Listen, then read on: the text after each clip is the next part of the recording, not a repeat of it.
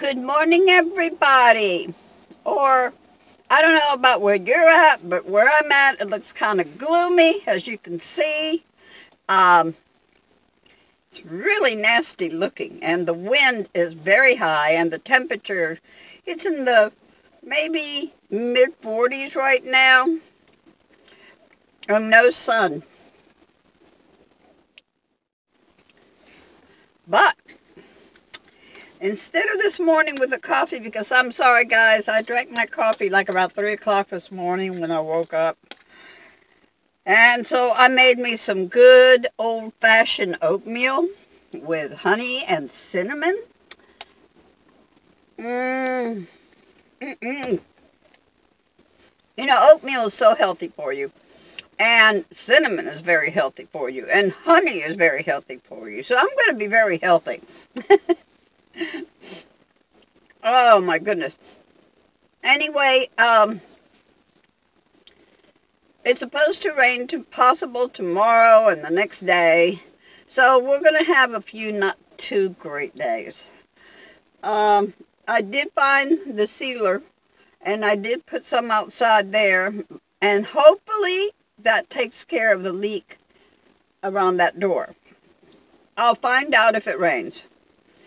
Also, it will also help me to find out if it does rain, if I still get water in, at least I'll know where else to go. I need to get some more because I wouldn't really want to go all the way around the edges, everywhere. That way I can be assured that there's no leaking at all, or any time in the near future. But you know where this top part and the van matches, when there's always eventually a little gap is in between, enough where water will seep in. So I want to stop that.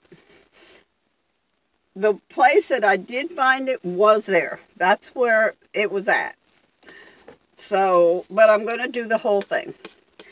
And I'm doing the back door as well, because it could happen. You never know. The hot, the cold, you know, swelling, shrinking, swelling, shrinking, all that mess. So, I'm going to seal it all the way around. I was thinking about leaving next month, but the more I thought about it, I really need that money so that I can finish taking care of this matter here. And if I leave next month, I might not be able to get the artwork that I want done on the van outside. So I might end up having to wait another month, which I'm not looking forward to it. But, I mean, this is not a bad area. I really like it here. But it's just the idea of making plans, and of course, like plans go, don't make plans because something always happens. Somebody asked me what was my relationship with that person that is causing me headaches, not heartaches, because that's beyond, it's headaches. So I'm going to give you a quick little thing. I met her about 15 years ago at the RV park where I moved to, which I ended up being manager of.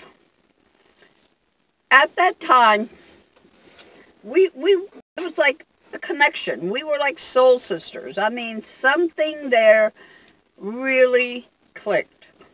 And we enjoyed each other's company a lot. We were always there for each other. And then when I became manager of the RV park, which she had been there before me, she thought maybe she should have been the one to become the manager. But I'm not going to say for what reasons, but the new owner said, no way. This person used to, at that time she was living in a Class A, and she had multiple cats. And she did. She tried to keep it clean. She really, really, really did. I mean, every day she'd come home from her housekeeping job and empty the litter, and she always would take care of them. But she really wasn't financially able to take care of them where they would all be fixed. So she had a multiple amount of cats. And a lot of them were sisters and brothers, and a lot of them were kind of freakish, and a lot of them died. And sometimes the odor was, well, she lived in the back, and you could smell it in the front. Most of the time we all ignored that because it was only when the wind was just right. But the owner of the RV park's wife, and she had never been back there, but she smelled it. And for some reason, she did not like my friend. Actually, they didn't like each other. And she reported her. So I took her and I think it was 9 of her cats, which there was a lot more left there, but that's hearsay. Anyway, I took them, and we took them to the Humane Society. Like I said, most of them were inbreds. But I loved the girl. I did. I mean, we were friends. We were just like sisters. And she didn't like the idea that I was managing it. I mean, that bothered her, but that wasn't my fault. And then the owner said, you know, she's going to have to move.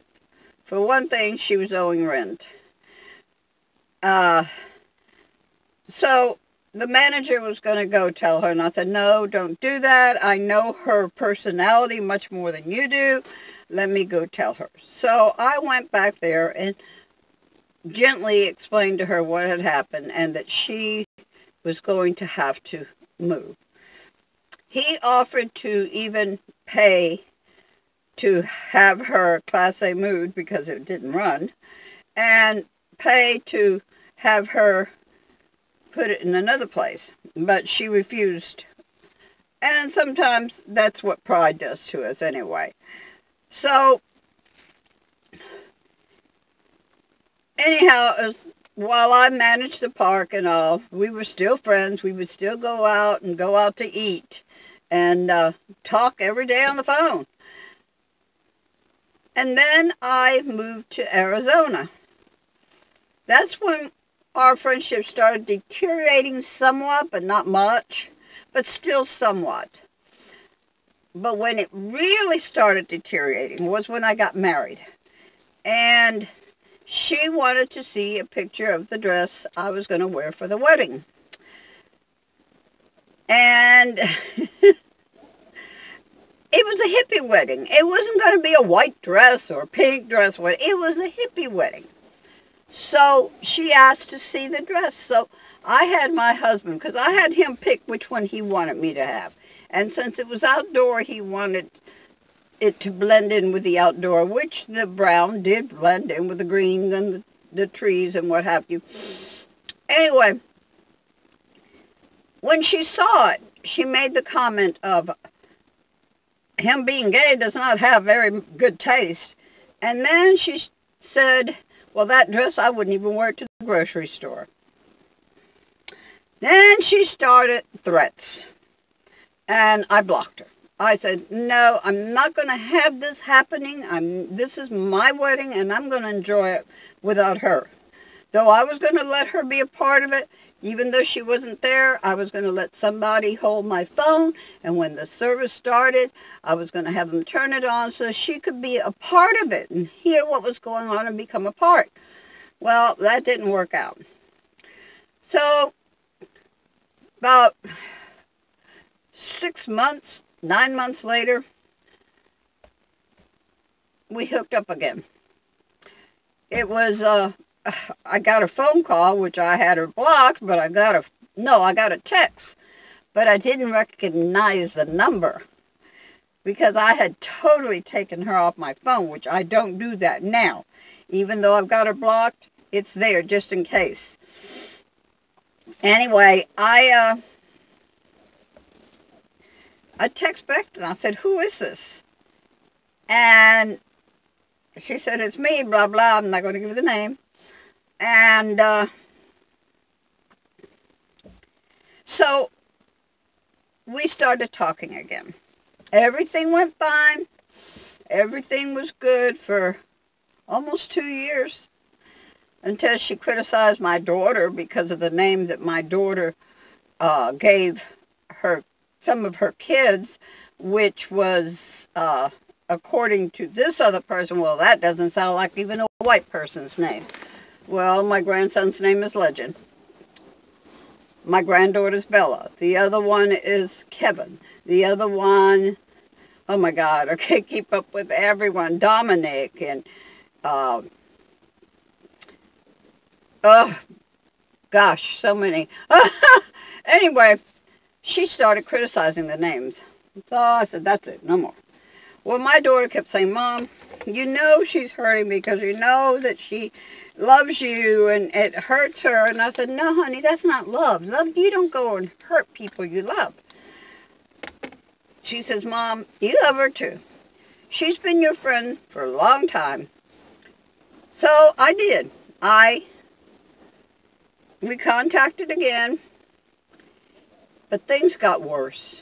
They really got worse. When she started with her brother, and she's very jealous of her brother because he's made a little bit of something out of himself, and she has not accomplished that. She is not where she thinks she should be.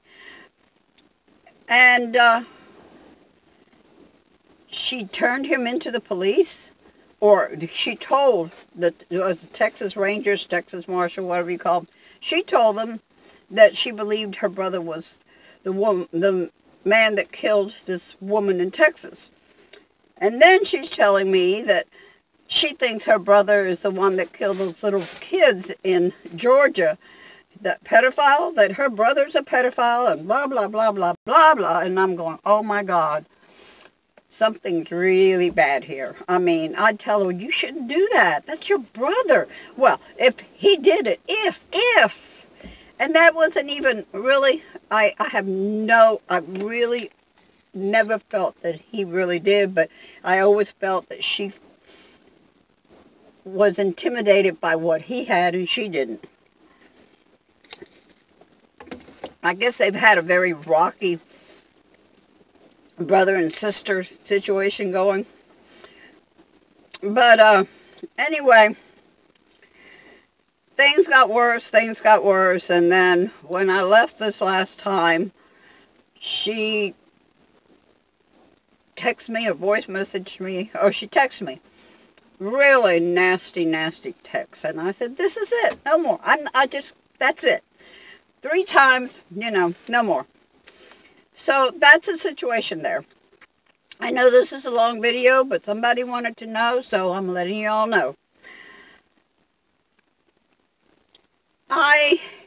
The woman is, she thinks she's a psychic. She's not, but she thinks she is. And she tells everybody, I am a psychic. I know about you. I know this. I know that. I know the other. I'll let her go on and on and on and on. If you want to believe something, you believe it. And who's to tell that you're not, right? But anyway, she has been kicked out of almost every place she's lived at. I think this is the longest she has lived anywhere, and she's pressing it right now because she's plotting on how to play a game on the landlord. She thinks she has him under her thumb. So, I don't know. Anyhow, That's my story, and I'm sticking to it. Everybody has a side. This is my side. Love you all. Hugs.